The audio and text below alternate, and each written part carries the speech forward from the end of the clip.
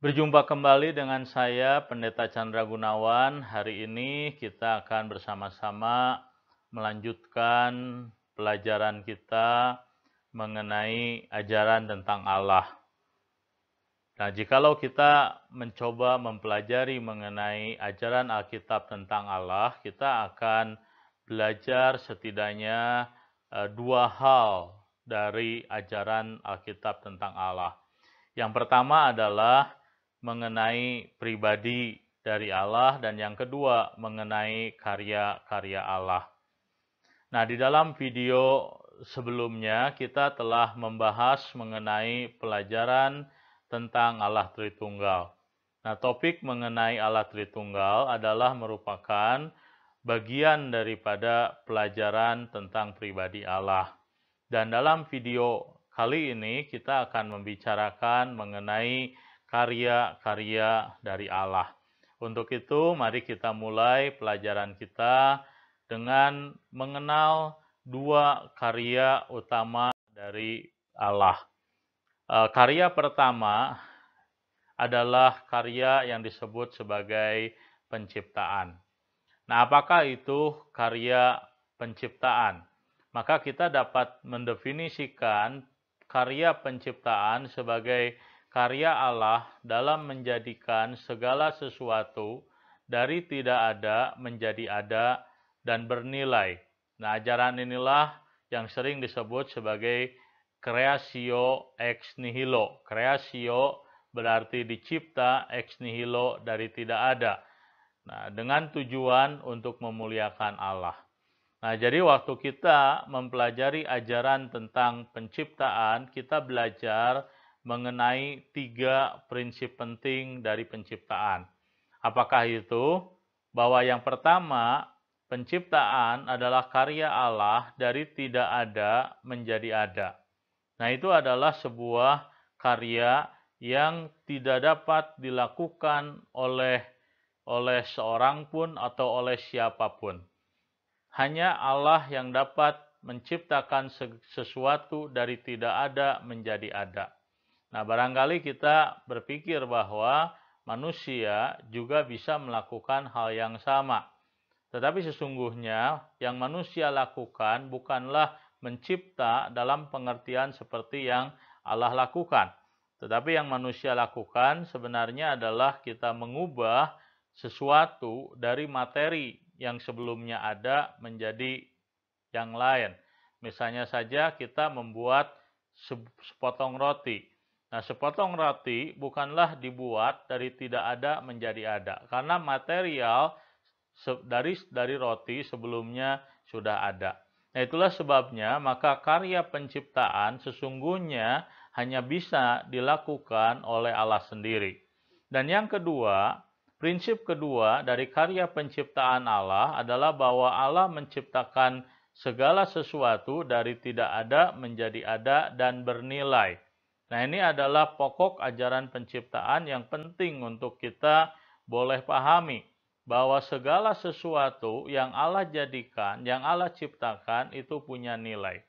Tentu kita mengingat ketika kita mempelajari Alkitab, kita belajar bahwa setiap kali Allah menciptakan, Dia selalu berkata bahwa apa yang Dia ciptakan itu baik.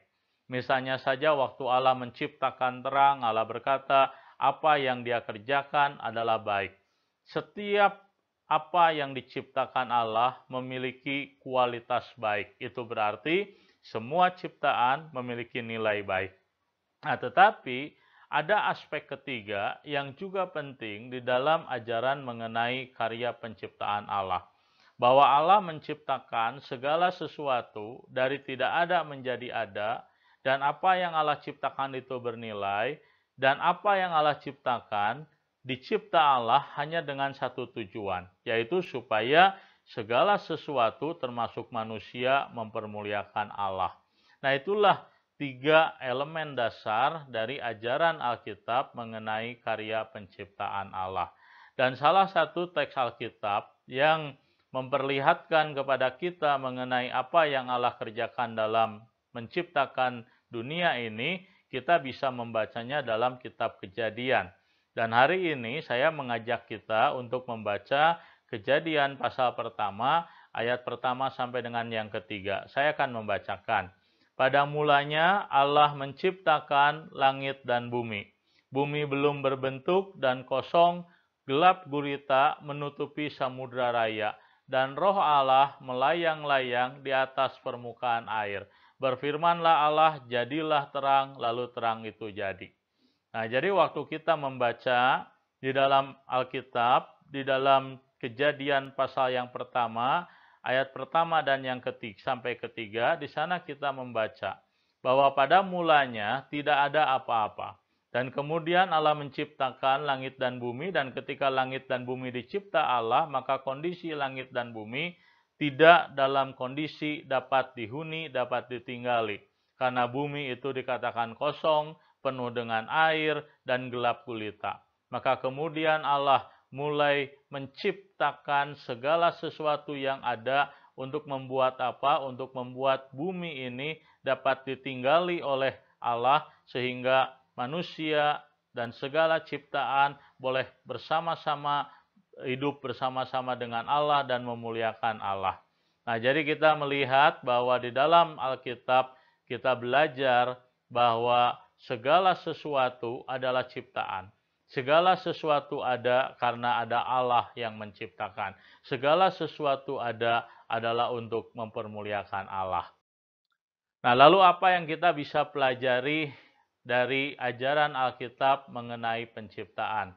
Maka beberapa poin kita bisa pikirkan. Poin yang pertama adalah segala sesuatu adalah ciptaan. Dan itu berarti segala sesuatu bergantung kepada pencipta.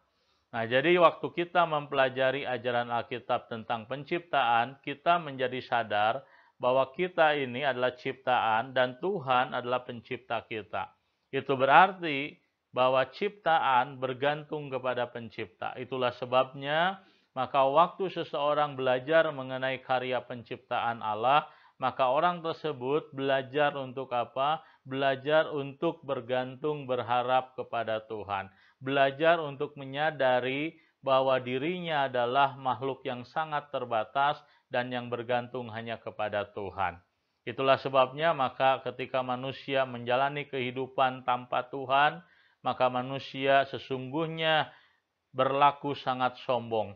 Manusia lupa bahwa dirinya adalah hanya sekedar ciptaan dan kita membutuhkan pencipta kita. Dan yang kedua, ajaran penciptaan mengajarkan kepada kita bahwa segala sesuatu memiliki nilai. Manusia harus belajar menghargai segala sesuatu. Tadi kita sudah membicarakan sedikit di dalam bagian pertama dalam pembahasan kita bahwa Allah menciptakan segala sesuatu dari tidak ada menjadi ada dan juga menjadi bernilai. Dan hal ini menolong kita untuk apa? Belajar menghargai segala sesuatu. Artinya apa? Artinya segala sesuatu yang ada di dunia ini adalah milik Tuhan. Dan segala sesuatu yang ada adalah punya nilai. Itulah sebabnya maka manusia, walaupun manusia dicipta dengan kelebihan-kelebihan tertentu, bahkan manusia dipercayakan Tuhan sebagai pengelola daripada alam ciptaan Tuhan, tetapi manusia dicipta Tuhan untuk belajar menghargai segala sesuatu. Bukan hanya menghargai sesama manusia, tapi menghargai segala hal yang ada di sekeliling dia termasuk alam ciptaan Tuhan. Dan itulah sebabnya waktu seseorang belajar mengenai ajaran Alkitab tentang penciptaan, kita belajar untuk apa? Kita belajar untuk bukan hanya kita melihat, bukan hanya belajar untuk menilai segala sesuatu dengan baik, tetapi kita juga belajar untuk memperlakukan segala sesuatu dengan baik. Memperlakukan alam misalnya dengan penuh tanggung jawab. Dan pokok ketiga dari ajaran mengenai penciptaan adalah manusia dicipta untuk pencipta. Itu artinya apa? Itu artinya manusia ada, segala sesuatu ada untuk memuliakan Tuhan. Tujuan daripada eksistensi hidup manusia adalah supaya manusia hidup bagi Tuhan, supaya manusia mempermuliakan Tuhan. Itulah sebabnya maka ketika manusia mulai hidup jauh dari Tuhan, mulai hidup bagi dirinya sendiri, maka manusia kehilangan tujuan hidupnya. Dan ketika manusia kehilangan tujuan hidupnya, maka manusia tidak lagi memiliki kehidupan yang bermakna. Itulah sebabnya kenapa sebagai manusia yang dicipta Tuhan, ketika kita sebagai umat-umat Tuhan mengerti bahwa kita adalah ciptaan Tuhan, kita harus belajar untuk mengerti apa tujuan hidup kita. Kita hidup bukan untuk diri kita sendiri, tapi untuk mempermuliakan Tuhan. Dan implikasi keempat dari ajaran mengenai penciptaan adalah bahwa ajaran ini memperlihatkan kepada kita mengenai kedaulatan dan kebesaran Allah kita. Penciptaan memperlihatkan bahwa tidak ada sesuatu pun yang dapat melawan Tuhan ketika Tuhan memerintahkan sesuatu ada dalam dunia ini. Misalnya saja ketika Tuhan menciptakan terang, Tuhan berkata, terang hendaklah jadi, maka terang pun jadi.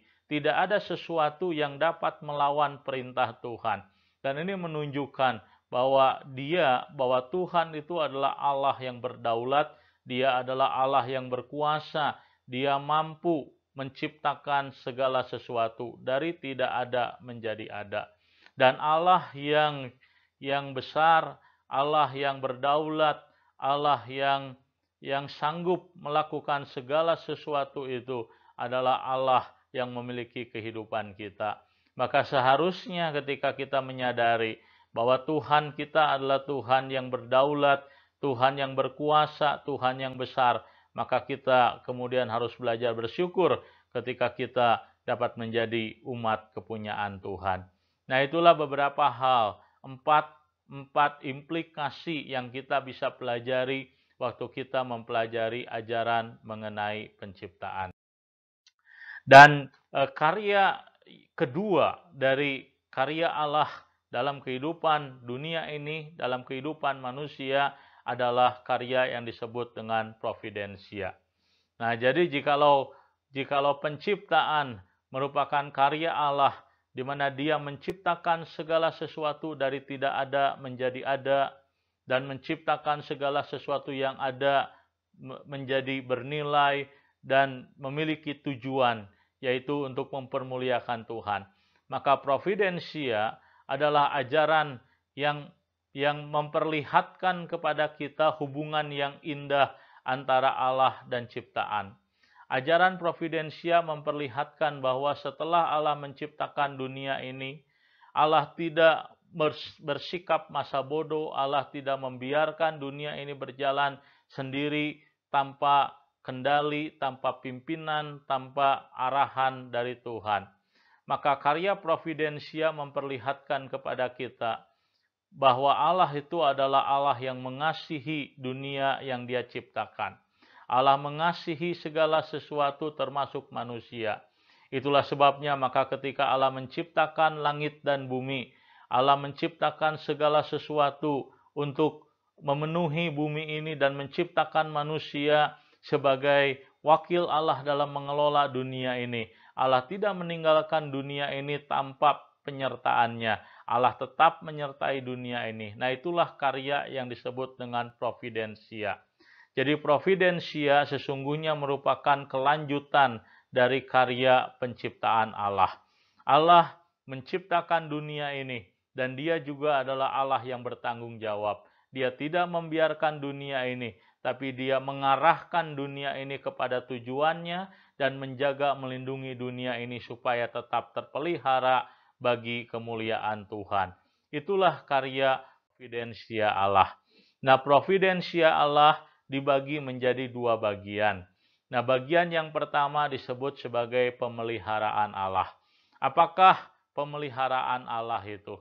Pemeliharaan Allah adalah karya Allah di mana Ia menjaga, memelihara ciptaannya supaya tetap ada sampai batas waktu yang ditetapkannya.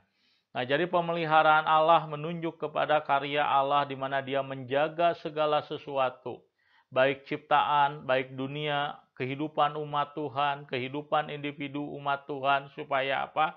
Supaya mereka terjaga, terpelihara. Kalaupun satu kali seseorang mungkin harus meninggalkan dunia ini, tetapi providensia Allah, pemeliharaan Allah akan menjaga, memelihara orang tersebut supaya bertahan sampai waktu yang telah ditentukan oleh Allah. Nah, di dalam kitab Kejadian pasal 50 ayat yang ke-20, kita belajar mengenai salah satu karya providensia Allah, pemeliharaan Allah dalam diri salah seorang anak Tuhan yang bernama Yusuf. Yusuf berkata demikian, "Memang kamu telah mereka-rekakan yang jahat terhadap aku, tetapi Allah telah mereka-rekakannya untuk kebaikan, dengan maksud melakukan seperti yang terjadi sekarang ini, yaitu memelihara hidup suatu bangsa yang besar." Ini adalah kesaksian Yusuf dalam kehidupannya ketika dia mengalami saudara-saudaranya yang iri dengan dia, kemudian berusaha mencelakakan dia, membuang dia, menyingkirkan dia. Tetapi ada pemeliharaan Allah atas diri Yusuf. Allah menjaga Yusuf ketika Yusuf dijual kepada pedagang-pedagang budak. Allah menjaga, melindungi dia sehingga apa yang Allah rencanakan dalam kehidupan Yusuf tetap terjadi, tetap terlaksana. Demikian juga ketika Yusuf di rumah Potifar. Ketika Yusuf kemudian dijebloskan ke dalam penjara, ada karya Allah di dalam menjaga, memelihara, melindungi Yusuf sehingga apa? Sehingga Yusuf tetap bertahan sebagaimana apa yang Tuhan rancangkan dalam kehidupan dia. Dan itulah yang disebut sebagai pemeliharaan Allah. Nah, pemeliharaan Allah bukan hanya menyangkut kehidupan individu, tetapi juga menyangkut dunia ini.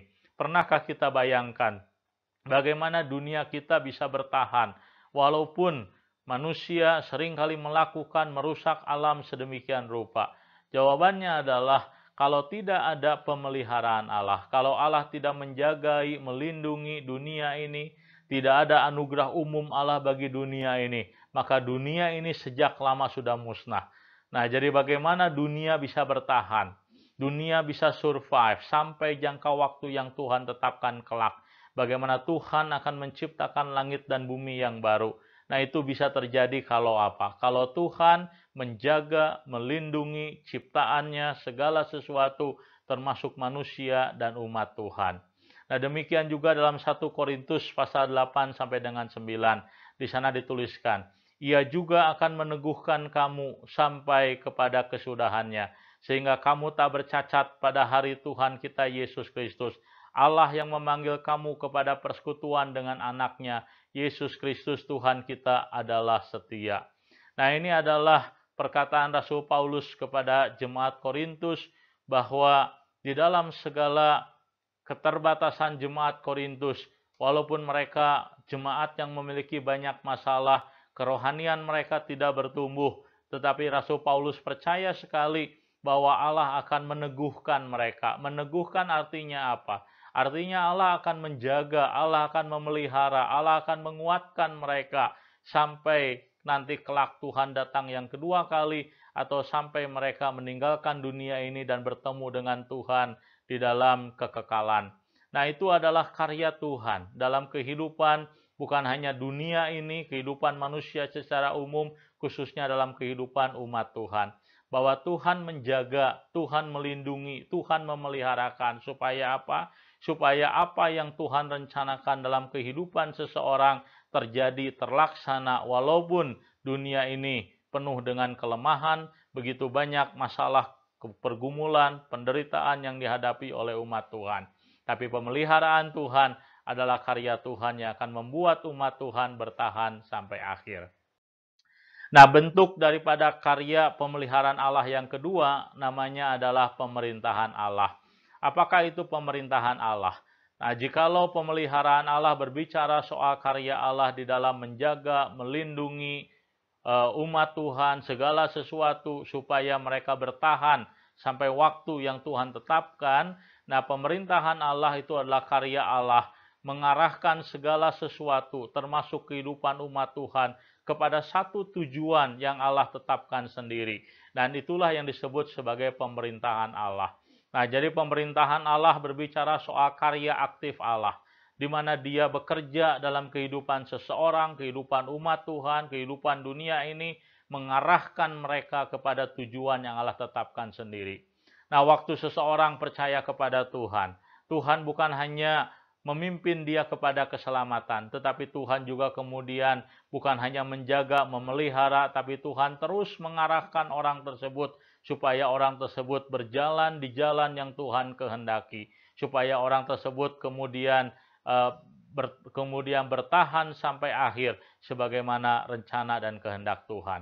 Nah, itulah pemeliharaan Tuhan. Nah, pemerintahan Tuhan maksud saya. Dan salah satu bagian firman Tuhan yang berbicara mengenai pemerintahan Tuhan adalah Yesaya 2 ayat yang ke-12. Alkitab berkata, sebab Tuhan menetapkan suatu hari untuk menghukum semua yang congkak dan angkuh, serta menghukum semua yang meninggikan diri supaya direndahkan. Nah, jadi kita membaca dalam Alkitab bahwa Tuhan mengarahkan, Tuhan telah menetapkan. Ada satu waktu di mana semua orang yang melawan Tuhan, semua orang yang memberontak terhadap Tuhan, mereka akan berhadapan dengan penghakiman dan pengadilan Tuhan.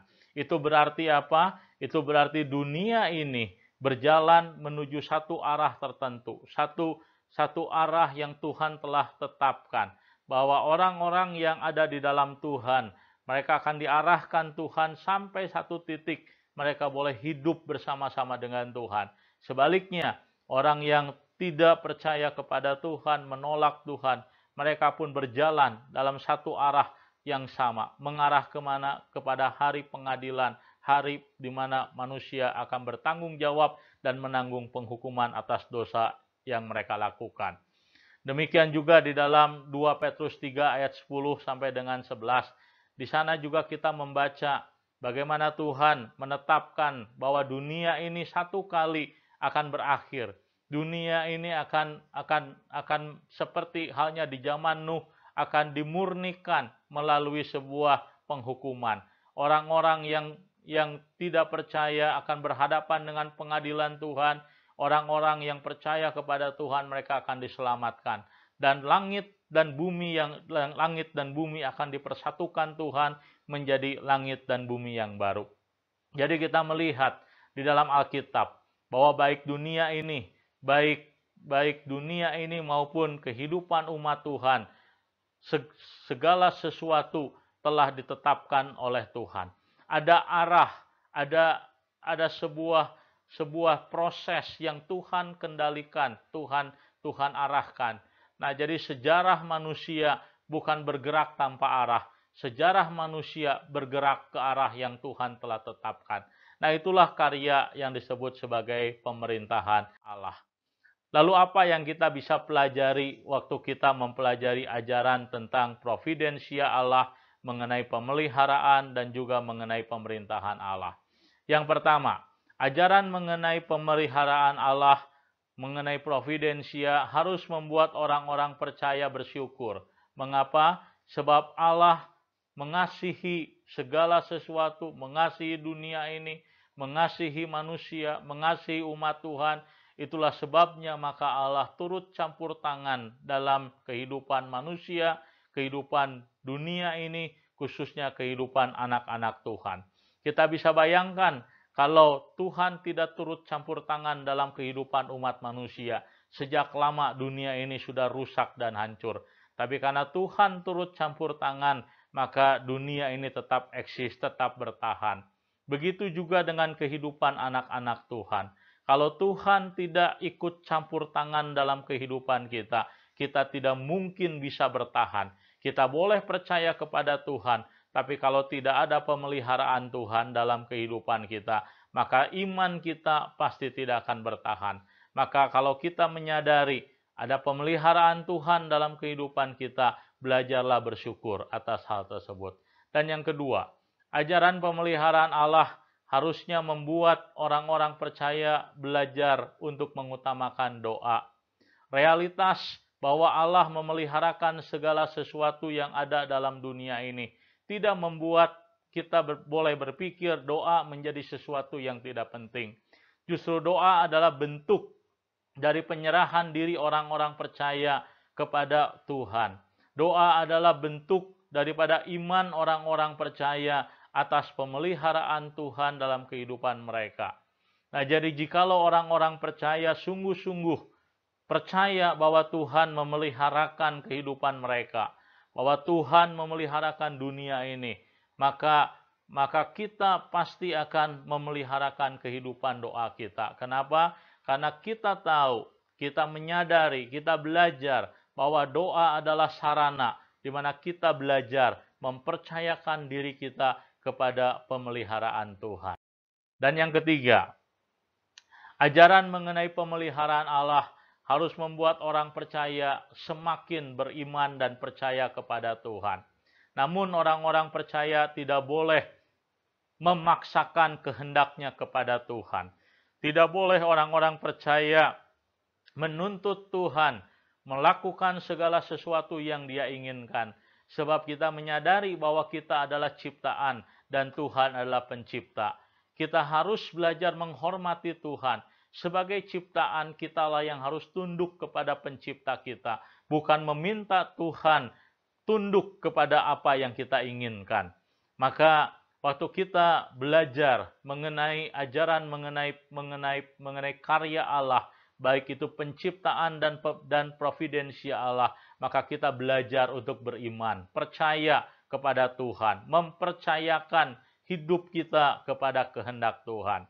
Nah, waktu kita berbicara mengenai pergumulan orang percaya, ketika orang percaya mengalami kesukaran, penderitaan, ketika orang percaya berdoa kepada Tuhan, memohon pertolongan Tuhan, percaya dengan pemeliharaan Tuhan.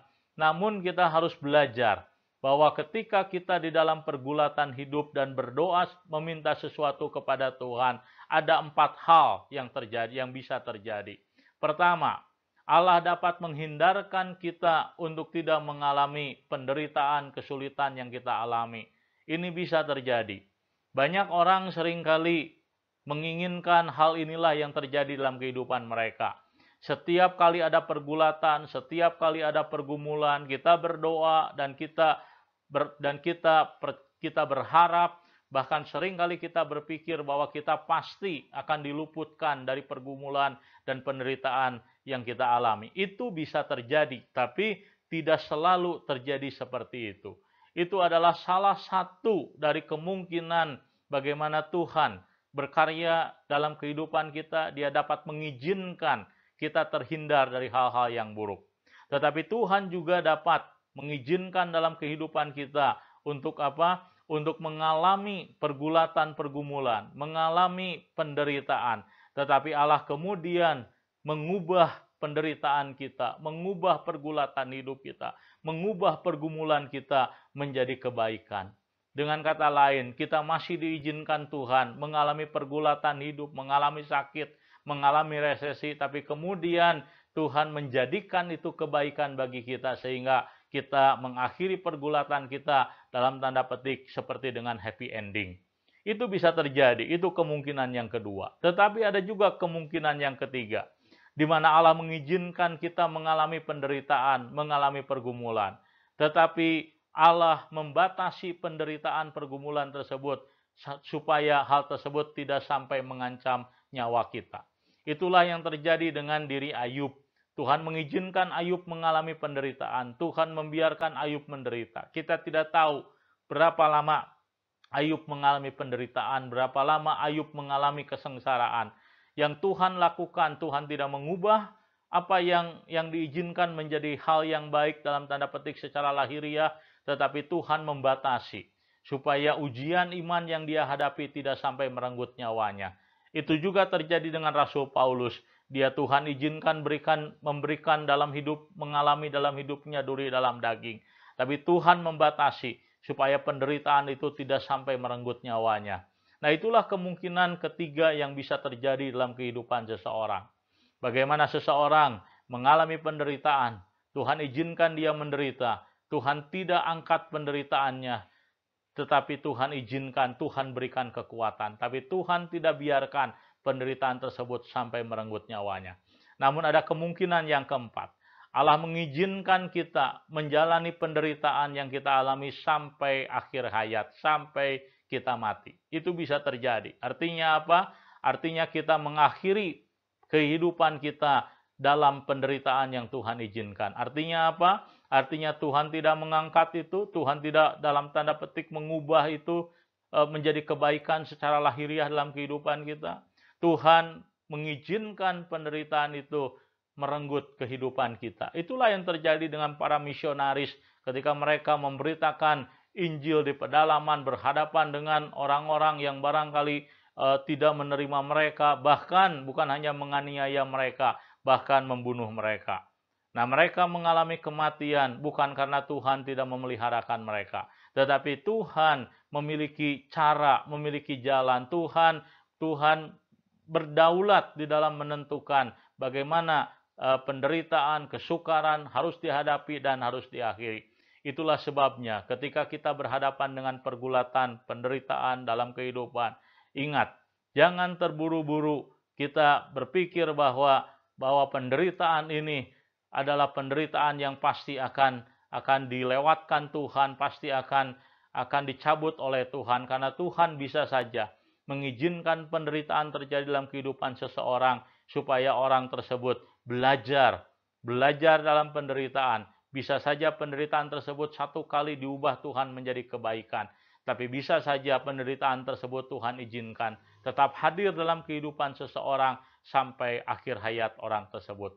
Nah, meskipun demikian, kita harus percaya bahwa pemeliharaan Allah, bahwa perlindungan Allah adalah hal yang baik. Ketika Tuhan mengizinkan seseorang dalam kehidupannya mengalami pergulatan hidup, Tuhan pasti akan mengarahkan orang tersebut kepada tujuan yang Tuhan kehendaki. Dan kita tidak pernah tahu bahwa di balik kematian seseorang misalnya, kematian seseorang percaya dalam pergulatan kehidupannya, Tuhan justru menggunakan hal tersebut sebagai sarana untuk apa? Untuk memenangkan jiwa ataupun memenangkan orang lain. Saya berdoa kiranya ajaran pembelajaran kita hari ini mengenai penciptaan, mengenai pemeliharaan, mengenai karya Allah boleh menjadi berkat bagi kita di dalam kita belajar mengenal Allah, belajar dalam kehidupan ini mengenal pencipta kita dan hidup bagi Dia, memuliakan Dia. Tuhan memberkati saudara-saudari sekalian.